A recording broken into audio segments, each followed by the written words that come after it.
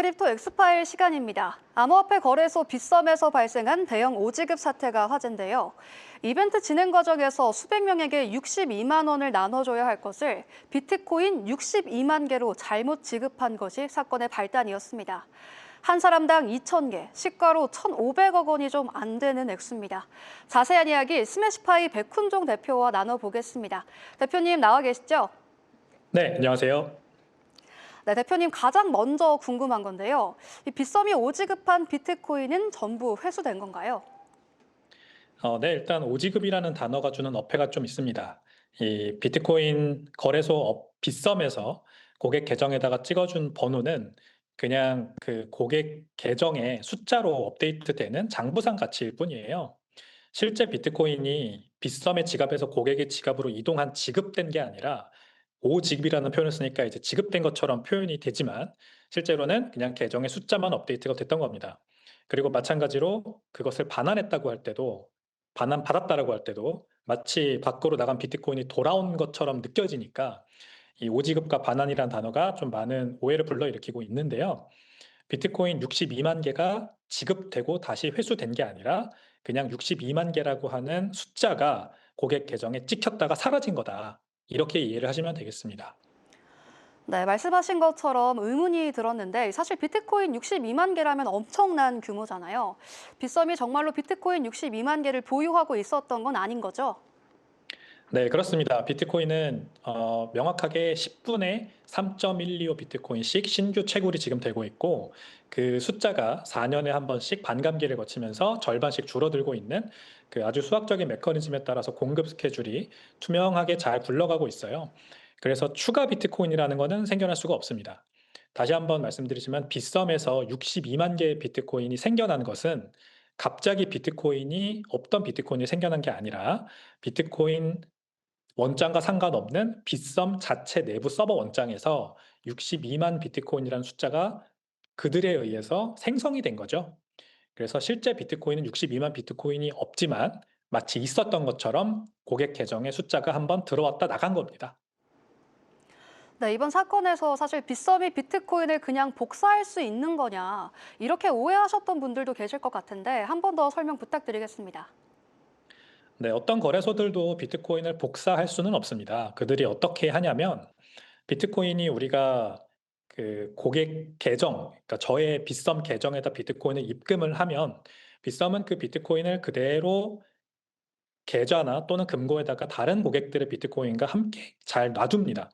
그리고 우리가 비트코인을 팔거나 아니면 다른 알트코인을 사거나 현금화하거나 이런 거래 활동을 할 때는 그냥 장부상, DB상 숫자만 업데이트를 치는 형식으로 거래소를 운영을 합니다.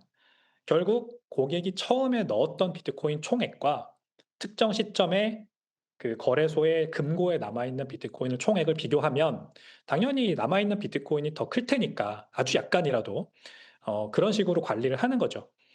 다만 거래 장부 DB상에 업데이트되고 있는 거래 장부가 실제로 비트코인이 손바뀜이 일어난다면 너무나도 이 속도도 느리고 그다음에 비용도 많이 들 거예요.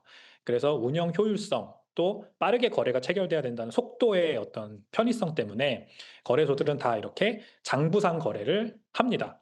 근데 이게 거래소만의 문제는 아니고 지금 우리나라 뭐 증권사나 뭐 모든 이런 전산으로 우리가 거래하는 모든 것들이 다 비슷한 방식으로 운영이 되고 있어서 이게 꼭 코인의 문제만은 아니다라는 점도 아셨으면 좋겠습니다.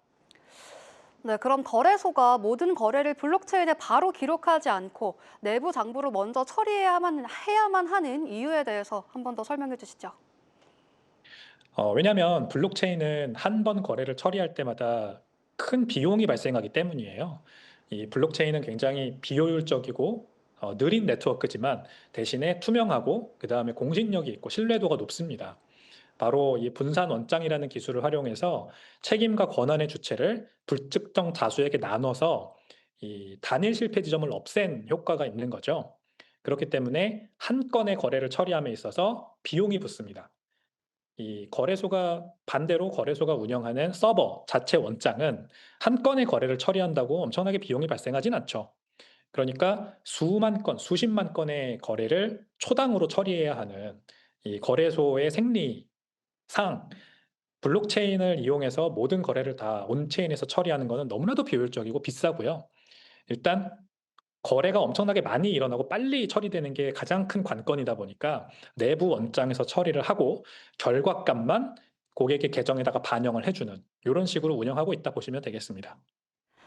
네, 대표님 설명으로 이번 사건에 있었던 많은 의문들이 해소가 되는 것 같은데요. 마지막으로 이번 사건으로 인해 예상되는 피해에 대해 말씀해 주시죠. 네. 가장 큰 문제는 이 비트코인이 마치 문제가 있는 실제로 비트코인이 돈 복사가 가능한 어떤 무엇인 것처럼 이미지가 실추되고 있는 것에 있는 것 같습니다. 이거는 사실이 아니라는 것을 제가 설명을 드렸고 그리고 가상자산 거래소가 지금 이제 그 공격을 받고 있고 지탄을 받고 있는데 물론 내부자 직원의 실수로 이런 사태가 발생한 게 당연히 일어나선 안 될 일이긴 합니다만 사실 우리나라 증권 시장, 뭐 채권 시장, 부동산 시장, 전산으로 투자할 수 있는 모든 자산들도 다 이렇게 장부상 거래를 하거든요. 그리고 우리가 대표적으로 주식 시장을 봤을 때도 우리가 주식을 사는 순간 바로 우리가 주식 증권을 가지고 있는 건 아니고요.